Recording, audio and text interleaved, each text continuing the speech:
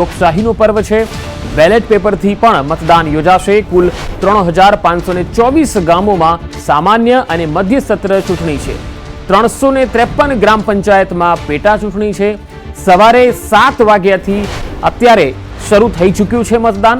7 થી લઈને સાંજે 6 વાગ્યા સુધી મતદાન થવાનું છે અને 7 વાગ્યાથી મતદાન શરૂ થશે એટલે કે मतदान बूथ पर जे छे ए मतदारों कतारों पण आववानी शरू थई गई है। मोटी संख्या में मतदारों आवी रह्या छे। मतदान शरू थई गयुं छे। कुल 10,479 मतदान मथक पर मतदान थई रह्युं छे। 3,939 संवेदनशील मतदान मथको छे। 336 अति संवेदनशील मतदान मथक छे।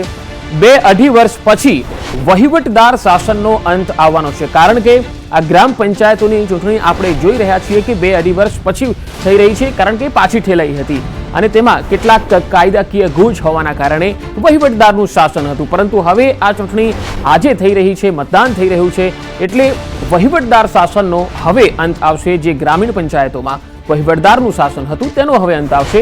અગાઉ 751 ગ્રામ પંચાયતો સમરસ થઈ છે।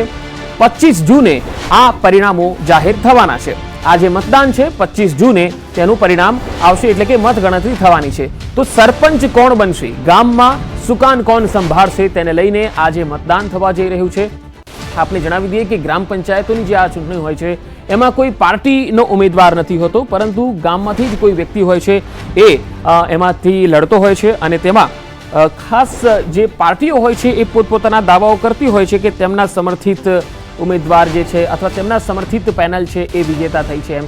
परंतु खरेखर गामनी अंदर जे व्यक्तिओ होय छे एमांथी ज कोई एक व्यक्ति जे छे ए सरपंच तरीके चूंटातो होय छे अने ग्रामीण स्तरना जे खास प्रश्नो होय छे ए आ चूंटणी माटे खूब ज महत्वना होय छे, कारण के आ चूंटणीमां ज्यारे मतदारो मतदान करे छे त्यारे गामनो सरपंच अने तलाटी कम मंत्री होय छे अने एनी आखी एक बॉडी होय छे जे गामनी अंदर स्वच्छता अने साथे साथे गटर, पाणीनो पुरवठो અને તમામ જે ગ્રામીણ વિસ્તારમાં જે વિકાસના કામો છે તેના માટે આ ખૂબ જ મહત્વપૂર્ણ બોડી હોય છે। તેના માટે આ મતદાન છે। ઓબીસી અનામતની પ્રક્રિયાના કારણે ગ્રામ પંચાયતની જે ચૂંટણી હતી એ અટકી પડી હતી, પણ હવે આખરે જ્યારે મતદાન થઈ રહ્યું છે ત્યારે ગ્રામીણ મતદારોમાં ઉત્સાહનો માહોલ છે।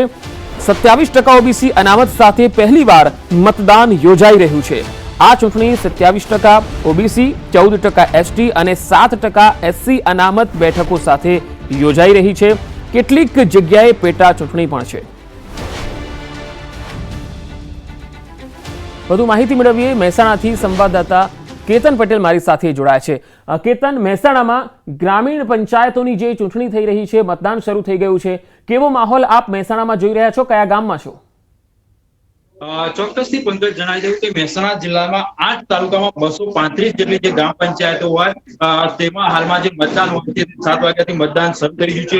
ઝરમર વરસાદ વરસી રહ્યો છે, તેના કારણે જે લોકો હોય છે તેમાં થોડીક નીરસતા જોવા મળી રહી છે, પરંતુ જેમ જે વરસાદ હોય છે તે બંધ થતા જેમ જેમ લોકો હોય છે તે મતદાન કરવા આવે છે। આપણે હાલમાં જો હોય છે વાત કરીએ તો હાલમાં અલોડા ગામ ખાતે પહોંચ્યા છીએ। અલોડા ગામમાં વાત કરીએ તો હાલમાં જે વરસાદના હોવાના કારણે લાઇટ બંધ હોવાના કારણે હાલમાં જે લોકો હોય છે તેમાં ચોક્કસ થોડી જે મુશ્કેલીઓ હોય છે તે સામનો કરી રહ્યા છે। પરંતુ જો આખા જિલ્લાની વાત કરીએ તો સમગ્ર જિલ્લામાં 8 તાલુકામાં 235 જેટલા જે ગામ હોય છે તેમાં જે ચૂંટણી હોય છે તેના મતદાન હોય છે શરૂ થઈ ચૂક્યું છે। તમે જોઈ શકો છો હાલ જો લોકોને બતાવવાનો પ્રયત્ન કરીશ તે હાલ પણ જે લોકો હોય છે તે ધીરે ધીરે જે મતદાન મથકો હોય છે ત્યાં પહોંચી રહ્યા છે।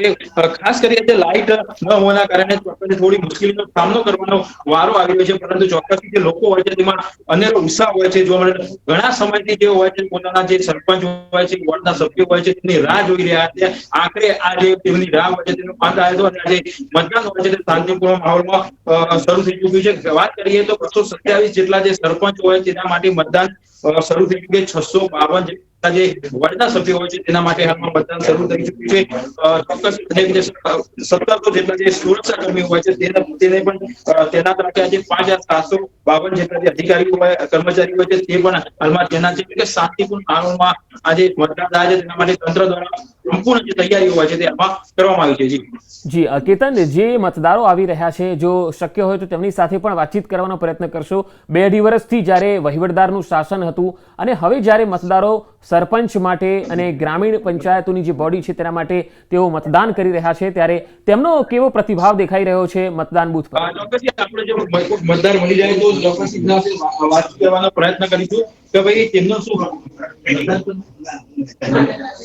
આપણા સાથે જે મતદાર હોય છે તે પણ જોડાય છે. શું કહેશો, 2 થી 2.5 વર્ષથી તમે રાહ જોઈ રહ્યા હતા મતદાનની, આજે મતદાન શરૂ થયું, કેવો અનેરો ઉત્સાહ? આજે મતદાનની શરૂઆત થઈ છે. મતદાન દરેક ઉત્સાહમાં લોકશાહીમાં મતદાન આપવું એ આપણો દરેકનો અધિકાર છે. મતદાન આપણને દરેકનો ઉત્સાહ હોય છે. આજે કેવું લાગી રહ્યું છે, કેવો ઉત્સાહ છે લોકોમાં? કારણ કે ઘણા વર્ષથી કેવા કામ થશે આવા આગામી દિવસમાં? એટલે આની પછી બધી ગ્રામ પંચાયતનો પડતર પ્રશ્નો હતા.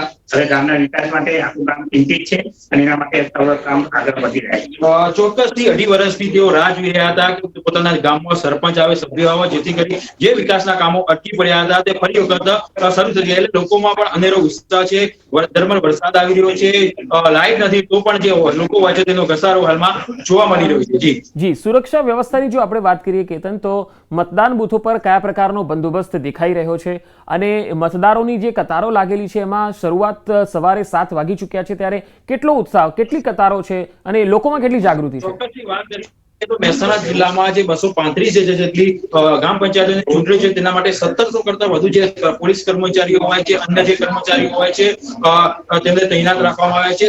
વાત કરીએ તો હાલમાં સવારથી જ જે ઝરમર વરસાદ વરસી રહ્યો છે, તો કેટલીક બાજુ જે લાઇટ પણ નથી તેના કારણે. અને ગ્રામ્ય વિસ્તારની વાત કરીએ તો મહેસાણા જિલ્લામાં એક ગ્રામ્ય વિસ્તારમાં ખાસ કરીને પશુપાલન અને ખેતી સાથે જોડાયેલા લોકો હોવાના કારણે સવારે પોતાનું ખેતર અને પશુપાલનનું કામ પતાવી અને જે મતદાન કરવા ખાસ આવતા હોય છે. હાલમાં જે આપણે અલોડા ગામ ખાતે ઉભા છીએ જ્યાં મતદાનની પ્રક્રિયા ચાલુ છે. હાલ ત્યાં લાઇટનો અભાવ છે, છતાં પણ જે લોકો હોય છે તેમાં ઉત્સાહ જોવા મળી રહ્યો છે. તમે જોઈ શકો છો કે જે મહિલાઓ સહિત વૃદ્ધ હોય, યુવાનો હોય, તમામ ઉત્સાહ જોવા મળી રહ્યો છે. પોલીસ બંદોબસ્ત પણ ચુસ્ત કરી દેવામાં આવે છે.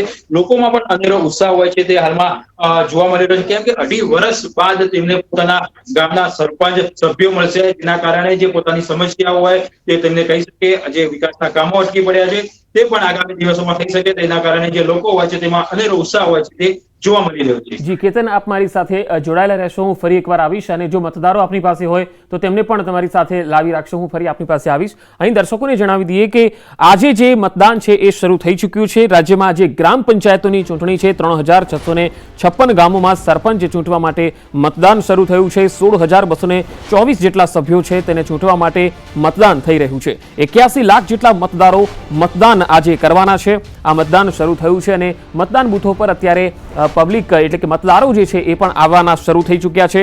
ગ્રામીણ વિસ્તારોમાં આજે આ લોકશાહીનું પર્વ છે. કુલ 3524 ગામોમાં સામાન્ય અને મધ્ય સત્ર ચૂંટણી છે. 353 ગ્રામ પંચાયતમાં પેટા ચૂંટણી છે. સવારે 7 થી લઈને સાંજે 6 વાગ્યા સુધી મતદાન કરી શકાશે. હવે આપણે જે મૂળ વાત જાણવાની છે કે ગ્રામ પંચાયતોની ચૂંટણી એ કેટલી મહત્વની હોય છે. તો ગ્રામ પંચાયતની ચૂંટણી એ સ્થાનિક સ્તરે વિકાસ અને વહીવટ માટે ખૂબ જ મહત્વપૂર્ણ મનાય છે. ગામના વિકાસના કાર્યો, સ્વચ્છતા, પાણી પુરવઠો, રસ્તાઓ અને અન્ય મૂળભૂત સુવિધાઓના સંચાલનની જવાબદારી ગ્રામ પંચાયતોના ચૂંટાયેલા પ્રતિનિધિઓ પર હોય છે. એટલે આ ચૂંટણીઓમાં ગ્રામજનો સીધા પોતાના પ્રતિનિધિઓ પસંદ કરે છે જે ગામના ભવિષ્યનું નિર્માણ કરે છે. ગ્રામ પંચાયતની આ ચૂંટણી કોઈ પાર્ટીના સિમ્બોલ પર નથી લડાતી, મતલબ કે અહીં કોઈ પાર્ટીના નિશાન પર ઉમેદવાર નથી લડતા. હાલ અરવલ્લીમાં શું ચાલી રહ્યું છે, ગ્રામીણ વિસ્તારોમાં કેવો માહોલ છે, જાણવા માટે જઈશું. હાર્દિક મારી સાથે અરવલ્લીથી જોડાયા છે. હાર્દિક, અરવલ્લીમાં ગ્રામ પંચાયતોની ચૂંટણીમાં આપ કેવો માહોલ જોઈ રહ્યા છો? મતદારોમાં કેટલો ઉત્સાહ?